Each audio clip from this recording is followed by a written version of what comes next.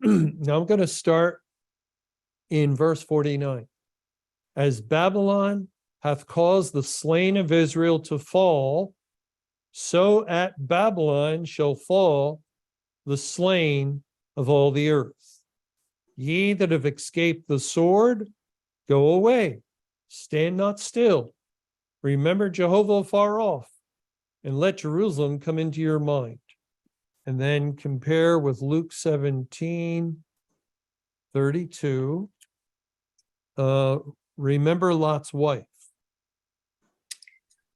Chris, it seems that the scripture in Jeremiah is speaking to the elect to leave the church and seek Jehovah outside the camp and remember Lot's wife. Is that what Jeremiah 51:50 is saying? Well, that's why I wanted to read Jeremiah 51:49. It's true the church can be typified by Babylon. God does use Babylon here and there to represent the corporate church. But overall, Babylon is the kingdom of Satan, the complete kingdom of Satan. And the church can be likened to Babylon because Satan conquered it and took it over. He annexed it. The best way of, I think, understanding it is to look at the history when you have the nation of Babylon, independent nation.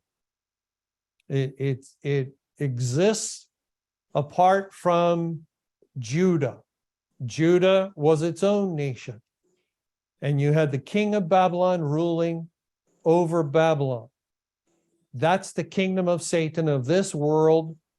And that's what it pictures. Then the king of Babylon came against Judah and conquered Judah and took it over. And then what happens to Judah at that point?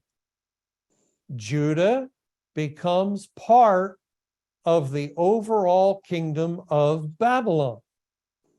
It's no longer independent. It is run or it is under the authority of Babylon, of the king of Babylon.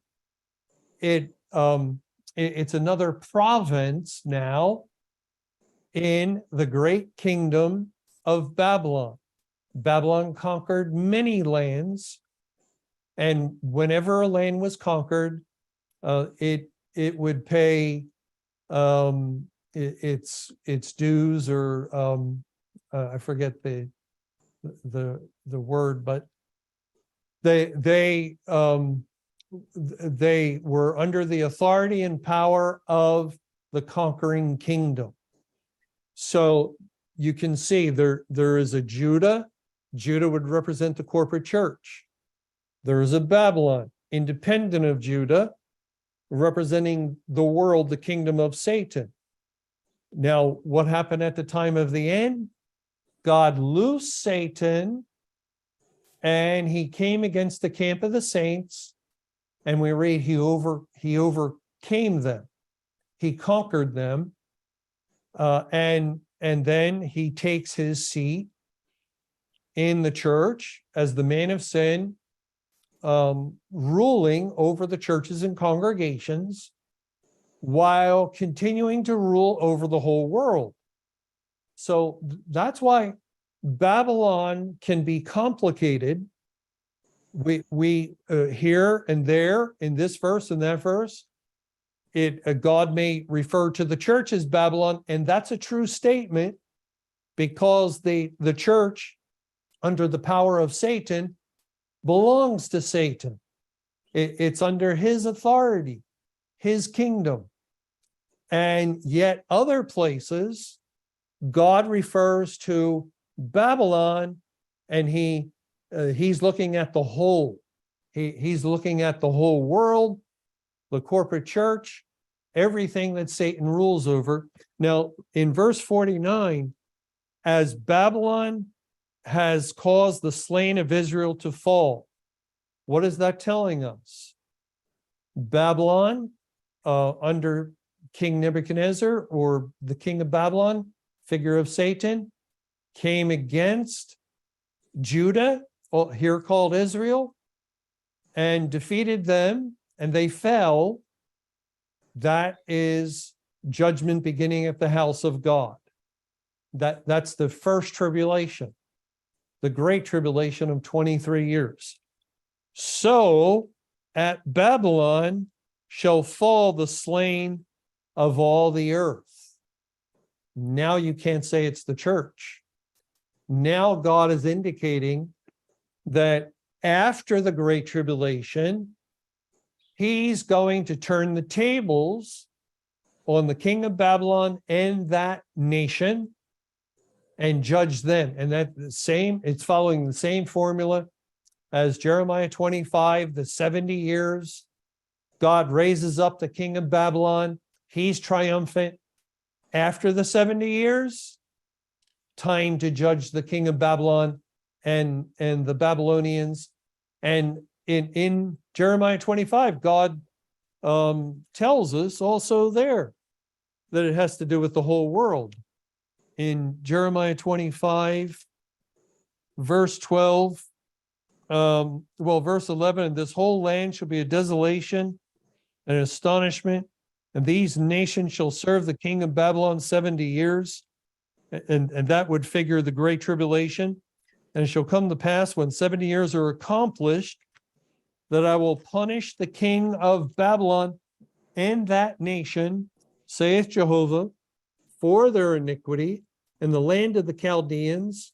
I will make it perpetual desolations, and I will bring upon that land all my words which I have pronounced against it, even all that is written in this book, which Jeremiah has prophesied against all the nations, the whole kingdom of Babylon, the whole world. And so at Babylon shall fall the slain of all the earth. Babylon is fallen, Revelation 18, not the church, the world, including the church. The whole kingdom of Babylon falls in the day of judgment, the second tribulation. Then in verse 50, ye that have escaped the sword, go away, stand not still. Remember Jehovah far off, and let Jerusalem come into your mind. To escape can point to salvation. That phrase, to escape and to not escape, to coming under the wrath of God. In 1 Thessalonians 5, we read 1 Thessalonians 5 in verse 3, for when they shall say peace and safety, then sudden destruction cometh upon them, as travail upon a woman with child, and they shall not escape. They will not escape. I think in Luke 21, not sure about this, but we may also have a reference in Luke 21 in verse, in verse 35, for as a snare shall come on all them that dwell on the face of the whole earth. Watch ye therefore and pray always, that ye may be accounted worthy to escape all these things that shall come to pass, and to stand before the Son of Man. So that you might be counted worthy to escape and stand. Stand therefore, as Ephesians 6 says, having on the armor of God, which everyone who is saved is equipped with. So to escape you're saved, to not escape, definitely points to not being saved. And so it's a little difficult. I think it could have application to both, to escaping out of the church during that judgment, and there was a need to escape, to come out of the church, in order that one experience the latter rain. And God was not saving within the church.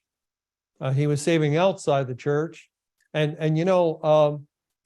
sometimes people say, are you kidding me? Location doesn't matter when it comes to salvation. Doesn't matter where you're at. God can save anywhere. Well, no, we're not kidding you. And try telling that to the people outside the ark. Did God save anyone outside the ark once he shut the door? Location mattered very much. Only those within the ark were delivered. And likewise, when God has a program and he says, okay, it's the church age, primarily I'll save within the church, that's the place to be. Then in proper time and season, he ends the church age and determines, now I'm going to send the latter rain outside the church to the nations. There'll be no latter rain within the church. And yeah, you can say things like, well, it's 10 feet from my church door to go outside to the world. Well, you better have traveled that 10 feet. Because remaining in the church is not just a matter of location, it was a matter of rebellion. It was a matter of disobedience to the command of God. And so if God says, go over there, that's where I'll save, then we should go running. Anything you say, Lord, whatever your will is, very well. You don't want us here, we won't be here. And that's the nature of the true elect child of God, because God has given us that kind of a heart. Or if we were in the drawing process, he would make sure that we were drawn out of the church, just like Paul in the book of Acts. They drew him out of the temple when they thought he had brought Gentiles in. And that's the word draw. From John 6:44, no man can come to me except the Father would sent me, draw him. And God would arrange circumstances to make sure his elect, Paul typified, he's a pattern of the believers, make sure his elect get to the proper place, get to the right location in proper time and season. The Lord would have absolutely made sure of that. So yeah, but it also has to do with Judgment Day. Come out of her, my people. Revelation 18, after we read Babylon is fallen, Babylon is fallen. Here it's after we read, at Babylon shall fall the slain of all the earth. Come out of her, my people. Now, why would God say that?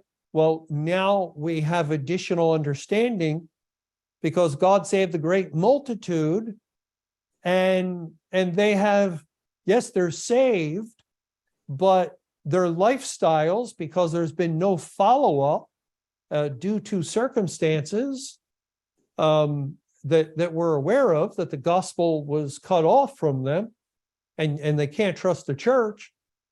So they're in the world. They're in the world, and so the gospel is going to come, the truth of the Bible, proclaiming its judgment day, and come out of her, my people. And remember the verse, I think it's 2 Corinthians 6, maybe 1 Corinthians 6. It says, well, I better find it. It's basically the same language as Revelation 18. Let me try 1 Corinthians 6 first. 1 Corinthians 6. No, 2 Corinthians. Let's go there. 2 Corinthians 6, verse 17. Wherefore, come out from among them, and be ye separate, saith the Lord, and touch not the unclean thing, and I will receive you. God does not always give us all the information in one verse. Come out of her, my people. Come out of her. Okay. Same thing here. Come out from among them. So that matches. And then additional information, and be ye separate. Not that you can come out of the world, not until God takes us up, but you can come out and be separate. That is the command of God to the great multitude in the day of judgment, our present time. Come out of the world. Leave these things of the world that have polluted everything. Get away from them, and that will be the drawing. When this great multitude hears these things and comes out from the corruption of the world, and God is exposing corruption left and right in all the world's institutions. Get out or get away from those things. Go to God. Be separate, and that is go to the Bible, and the Lord will lead you and guide you through the remainder of this period of time.